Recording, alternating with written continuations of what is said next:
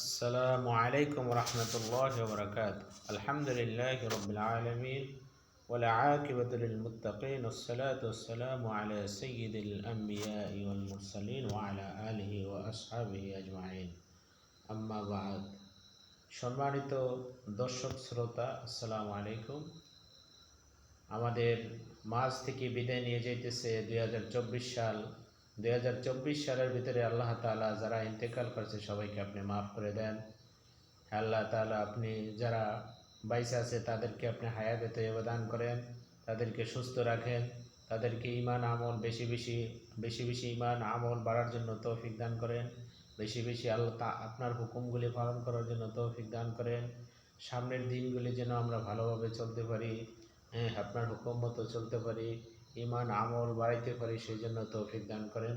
আসসালামু আলাইকুম রহমতুল্লাহ।